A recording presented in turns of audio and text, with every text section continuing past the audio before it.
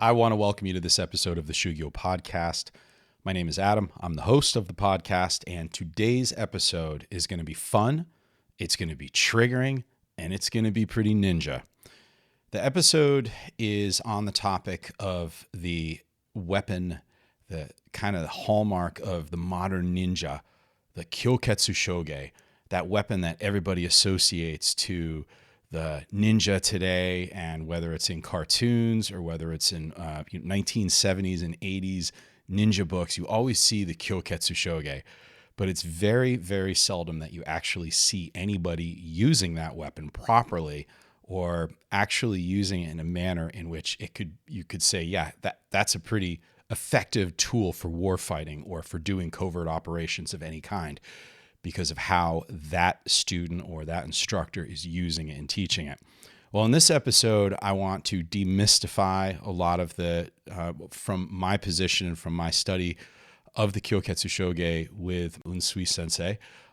And I want to kind of dig into some history, what I understand this weapon as, and I'm going to hopefully maybe help all of us or anybody to kind of inspire you to think about a new way of looking at this tool. So let's get started with this episode of Shugyo and the Kyoketsu Shoge. Welcome to Shugyo, reflections on the path to self-mastery and forging the way. My name is Adam Mitchell.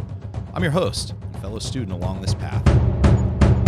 So this tool is so steeped in modern history, lore, and fantasy that it's from my perspective, it's kind of ridiculous.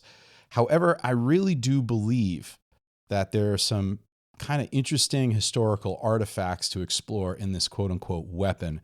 And I hope the outcome of this episode and our time here together today is going to help all of us sort of better understand the possible and actually kind of quite simple history of the Kyoketsu Shoge. Now, we can start with the literal translation of the word Kyoketsu and Shoge. However, I'm going to point you to some links in this episode. I'm not a linguist. I'm not a Japanese, I'm not fluent in Japanese, so I'm not going to pretend to be anything. And admittedly, anything that I'm going to share with you is something that I'm going to be taking either from the Wikipedia translation or other translations around the internet.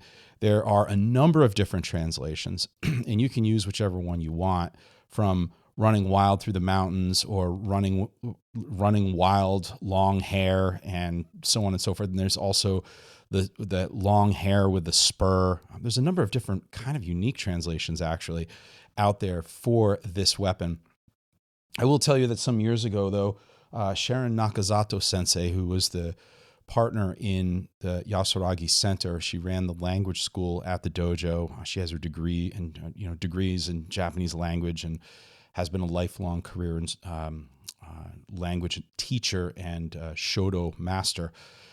We talked about the word Kyoketsu Shoge, and she agreed that it was sort of like running wild through the mountains. So that's sort of what I've been teaching my students the translation to be, and that's kind of what I stick with.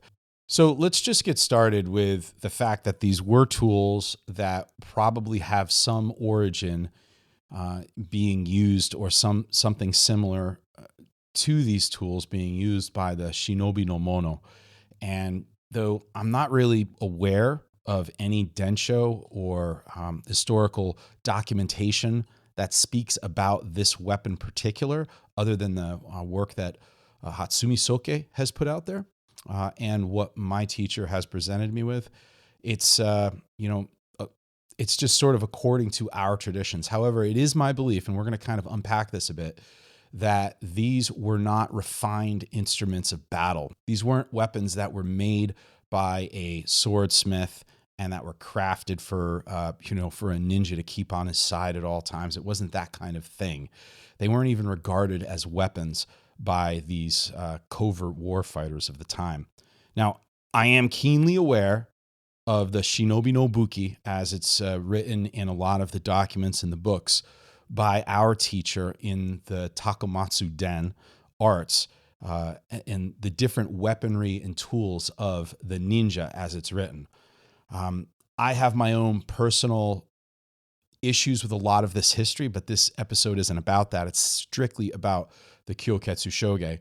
But for the sake of this episode, I would like to shift again, the concept of using it as a weapon to one of utility and a tool in the hands of someone who's trying to get a job done outside of the orthodox cultural protocols and even the complex politics of the time, all for the sake of just staying 2 steps ahead of an adversary, if that makes sense. So if we go in and we review the list of shinobi nobuki as recorded in the Togakure Ryu Densho, we will quickly see that the, quote, weapons listed are nothing more than simple tools used in the ordinary and daily lives of an agricultural society. Spikes, sticks, shims, levers, rope, etc. With the exception of the sword and the yumi, or the bow and the arrow. But even then, these tools, such as the sword, we can get into the like, what is the short sword about? What is the straight sword about? Well, that's a whole nother episode that I could talk about. And I truly believe that it's not what you think it is, and for good reason, and also with conversations with my teacher. But my point here for this episode is that these, quote, shinobi nobuki were merely simple tools that every home might have had. And even in Hatsumi Soke's early books, he talks about this in the chapter on the kusarigama, and he talks about the ninja or the shinobi would use, and they would make their own tools with their own hands, with the materials that they had at hand. And this is just sort of common sense. So, so even the revered shuko, or the climbing claws of the ninja, supposedly used to catch swords and scale castles and, shred an evil opponent to bits. Well, not really. They were most likely used to pick up large bundles of reeds and rice bales and load them onto a wagon or onto an ox. And the ring around your wrist wasn't really to hide I see this, like, hide the lethal ninja claws inside the shinobi's kimono while disguised for some safe passage through security. They were probably there so that the farmer could quickly bind and lash down bales with rope and then quickly return to loading more. So they'd flip them off their hands. They'd be able to tie a quick knot and then flip them back onto their hands. There are tools, and I'll even include some in the links to wherever you're listening to this episode for you to actually see tools even today like that are used by farmers. So look, I apologize if, any dreams of the ninja just kind of went up in ninja smoke. But it does get pretty interesting when we get into this. Like the shuko, the Kyoketsu Shoge is really simple, and all of this historical crap that's come out since the 1960s. And I know I understand what I just said. There's all these claims to make something historical, and it's really nonsense. And there's a lot of people out there that are trying to counter the history and trying to support the history, but it's really simple.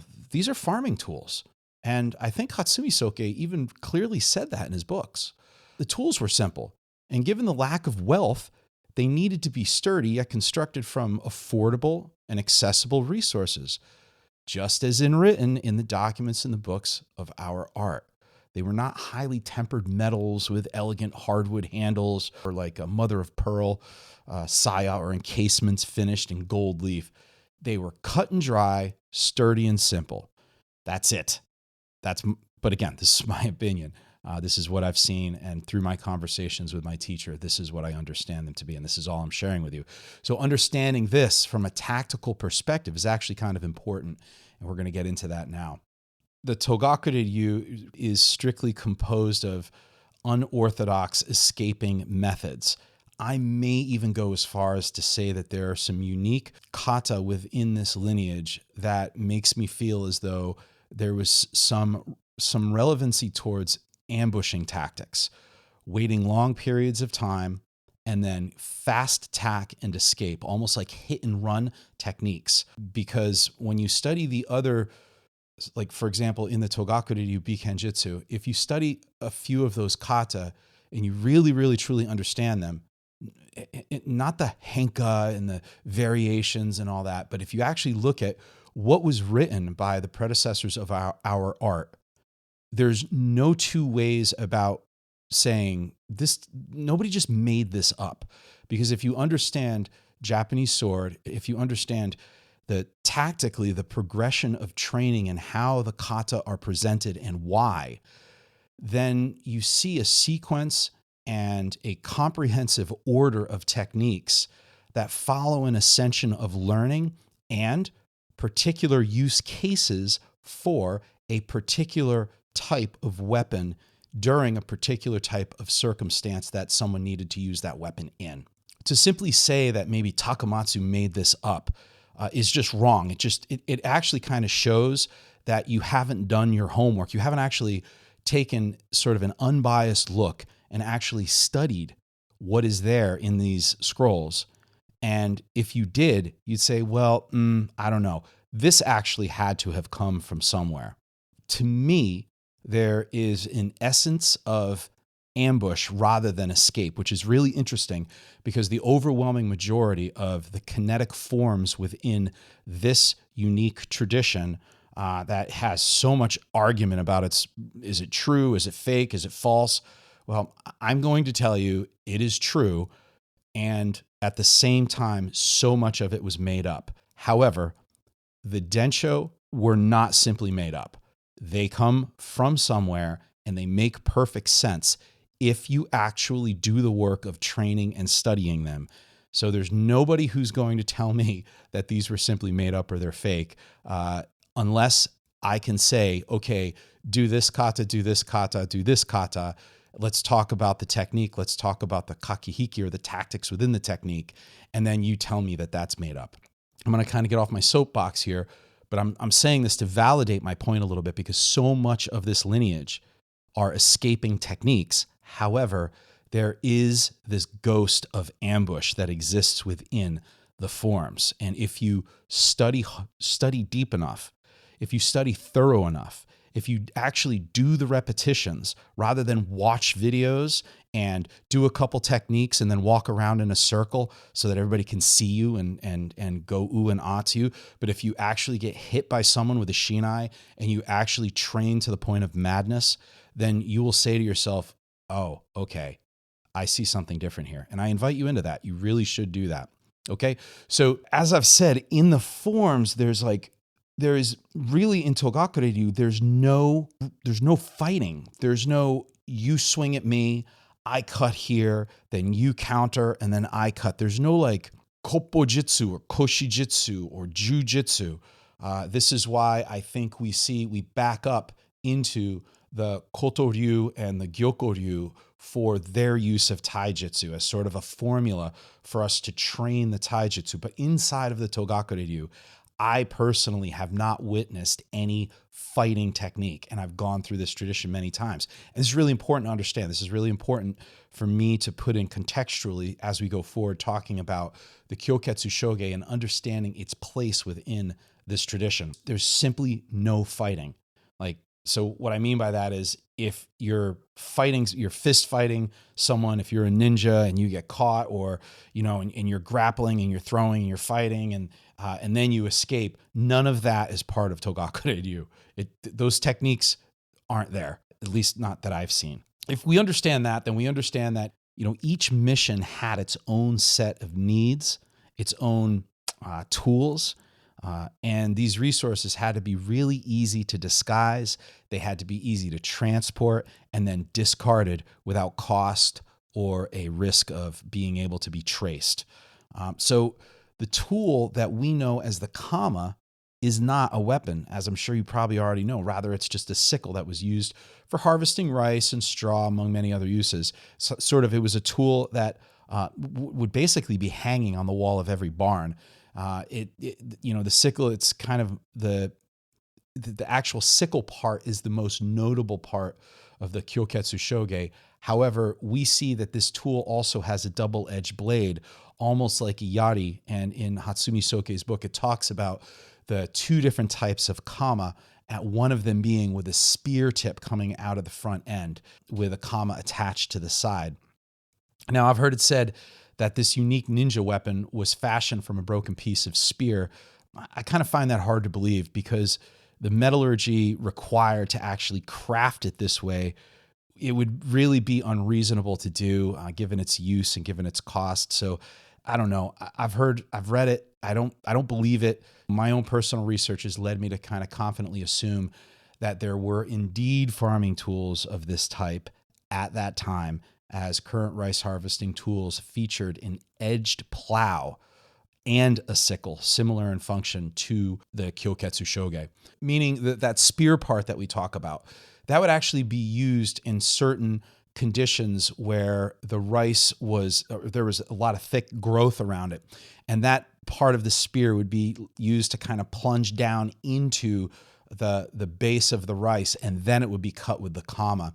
And I'm going to share with you in the details a couple of links for modern tools that are identical to that use as we see in the Kyoketsu Shoge. So as you can imagine, having this tool on you while traveling with goods to the market or walking with your ox, it'd just be, you wouldn't raise any suspicion, and it would be able to allow you to have a versatile tool at your side, something that would go far beyond cutting rice. Would it be tied to a rope though? Like, would this kama actually be tied to a rope? Yeah, it would. It makes sense. That in all large rice fields that a farmer would be harvesting more than his own weight in produce, right? So therefore, in order to carry and transport it, one needed a vehicle. And there's no way that someone was going to roll a wagon into these rice fields. So this is precisely why an ox would be nearby every crop harvester and their team and people that are working in these fields. And I'm going to provide you with some old photos from the turn of the century, some old block prints of just this. So, I mean, this is a very common thing that you'd see. And you would have that, you'd be, holding the rope in one hand and, guiding your ox. And this is where we see like almost 18 feet of rope specific with this weapon. Now, if you've ever watched rice being harvested, then it's not really a standstill event. As I was just saying, those farmers they're going to be on the move, and then rather than keeping an idle ox in the field, a cord of about 15 to 18 feet in length, maybe longer, it all depends, that would be fastened to the farmer to keep the ox close by. Fastening the cord to the farmer's body would probably be problematic because if the ox suddenly became startled, it would create, obviously there would be some risk there. So attaching it to a tool in hand made it easy to drop or to fasten it to a tree when the farmer wanted to take a nap or a rest. It would just be easy to use the kama and to just sort of lash the rope to a tree branch or something. Okay, so let's talk about the rope for a second. Look, rope was a commodity and not something that people would just simply discard. So it took time and money to make good quality rope. And however, it was pretty easy to harvest a few handfuls of shed horse hair from a tail of a horse, just kind of while walking by, or to cut it from a dead horse's mane and tail, or also cutting hair from an opponent's head. That was a thing, like it or not, it was a thing. Women had long hair at the time, and thus we get the whole women's hair thing of the Kyoketsu Shoge. I don't know how much of that is true, but what I do know is horsehair rope was a very common thing to use, and it's easy to make, and it was easy to come by. It can be done quickly. It's lighter. It's less expensive. It's more flexible than the heavier ropes, and there's no mystery about this. And contrary to what the ninja boomers might have you believe, it was just kind of cheap common sense to do this. And in the description and in the details, wherever you're listening to this episode, I've included a couple links about different cultures' use and how to quickly make horsehair rope. It was something that someone could make very, very fast. And like I said, it was easy to discard. You could just throw it away and it would like disappear. So something else to consider is when we talk about the rope, look, we have to understand that roping, it was a daily skill for every person living in those times. I don't know, today we're lucky if 3 of us can tie a board to our Prius with roof racks compared to, single-handedly tying a trucker's hitch to a horse's saddle while carrying 80 pounds of wet rice slung over your shoulder.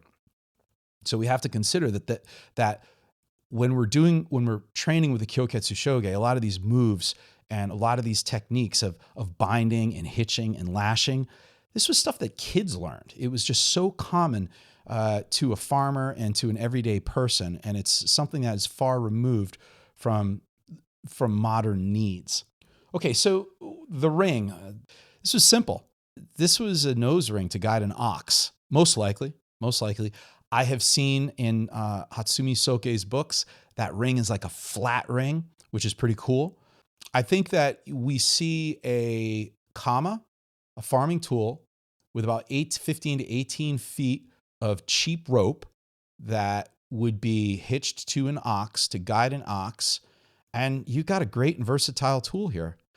Now, as you can imagine, in the right hands, these three tools combined as one, easily disguised, sneaked into any community via merchant routes and crowds of other workers, and used to do many, many different things. My guess is that most of the uses we see of this weapon on things like YouTube are very, very far from what the real world use cases that this tool was used for. We need to replace that with all the shadowy lore of the ninja. I just don't believe that's true. I think it's very simple. I think that it was a common tool that when you took the sickle, the rope, and a heavy ring, and you combine them, you have a very easy to disguise, a very common tool, and something you would be able to do a lot of different things with. Climbing, throwing, binding, and you could get it in and get it out and also discard it for cheap. That's what I think. The most expensive commodity of that weapon was probably the rope, which is why we hear it was made from horsehair or women's hair. I think the women's hair is kind of maybe, I don't know, but hey, whatever. So where does this tool hold value in authentic training of our Kobudo? Or is it just a myth? Is it something made up during a time when the Shadow Warrior could sell out any Sunday afternoon theater or empty the bookshelves when a new issue of Ninja Magazine drops? I don't know. And frankly, in this episode, I want to state it very clearly. I don't care. What I do know is this, is that the likelihood of this quote unquote weapon being real and converted from a farming tool into an effective and cost efficient and very capable kind of Swiss Army knife for a specialized soldier, one in need of disguise and versatile equipment for the short term, is quite high. These people were very real, and so too was farming hardware. Lastly, I trust my teacher. This is something that he has personally taught to me, and it's not only my privilege to absorb what he has shared, it's also my responsibility to preserve it the best that I can, unblemished by romantic, pseudo, made-up history. It simply is what it is. As I leave this topic, I'd like you to consider this tool, the Kyoketsu Shoge, as indeed a historical component of our studied traditions. Absolutely. It's one that is very important. And in true ninja fashion, this tool has manipulated an entire community into thinking it's something that it just isn't, while remaining hidden in plain sight for generation after generation. And in truth, it's something very simple, very useful, and quite honestly, it is something that we can all learn from. Truly, Nimpo. Shugyo is brought to you by the Yasuragi Dojo, a traditional Japanese martial arts school and nonprofit 501c3 organization located in New York. I'm your host, Adam Mitchell, and I truly hope that you found some value and inspiration from this conversation. If you'd like to learn more about our dojo, yes, it's an actual physical dojo, not just some virtual one made up on the internet, find us on the web at yasuragidojo.com. The link is in the show notes. Or go ahead and access our free mobile app for iPhone and Android. There, you can access our daily training, coaching, live streams, meditations, workshops, and both online and in-person retreats. Our work depends on the generosity of our supporters, dedicated students around the world, and you by listening to this episode. So if you haven't done so already, please subscribe to this channel, and you'll be updated on new episodes and reflections as they roll out. And if you know someone who will enjoy the conversation that we had today, please go ahead and share. Once again, my name is Adam. This is Shugyo. Until next time.